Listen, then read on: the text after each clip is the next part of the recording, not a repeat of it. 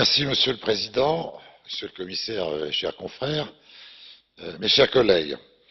Ce rapport sur le système d'inspection des transbordeurs rouliers et des ferries est l'occasion de rappeler cet affreux accident qui a eu lieu à 1 heure du matin le 28 septembre 1994 entre Tallinn et Stockholm, où une ouverture non contrôlée des portes de chargement du ferry MS Estonia a permis à l'eau de s'engouffrer en quelques minutes.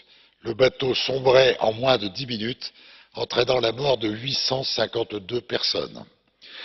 Le deuxième accident de navire à passagers le plus mortel en Europe après le Titanic.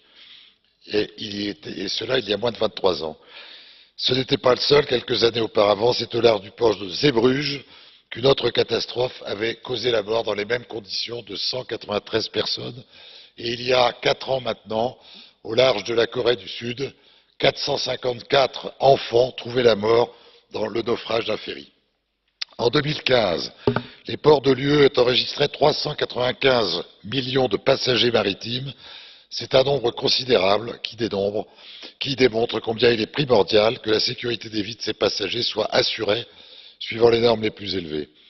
Cette directive relative à un système d'inspection pour l'exploitation en toute sécurité des services réguliers de transbordeurs rouliers et d'engins à passagers à grande vitesse est une modification de la directive relative au contrôle par l'État du port, qui devient la directive de référence, et nous abrogeons par la même occasion la directive sur un système de visite obligatoire spécifique aux transbordeurs rouliers.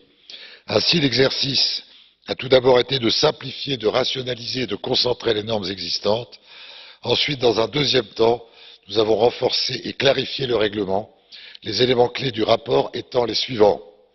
Clarification des responsabilités entre l'État du port et l'État du pavillon, en évitant ainsi les doublons et les vides juridiques. Définition de l'autorité compétente de l'État membre. Clarification de la régularité des inspections qui doivent avoir lieu 2 fois par an, mais dont une en opération et un intervalle minimum de 4 mois ou maximum de 8 mois entre les inspections. Une autre nouveauté exige que les inspections des transbordeurs rouliers et des engins à passagers à grande vitesse soient comptabilisées comme une priorité 1 dans le quota des inspections annuelles des États membres, les rendant par là tout à fait prioritaires.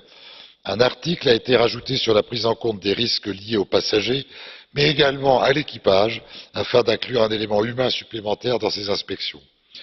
Une formulation de la Commission permet d'adopter autant que nécessaire les actes délégués dans des conditions adaptées. Enfin, nous avons un accord sur les réinspections en cas de changement d'affectation du navire. Finalement, une base de données sera mise en place pour permettre d'échanger les informations sous les plus brefs délais lors des inspections en cours entre les États membres.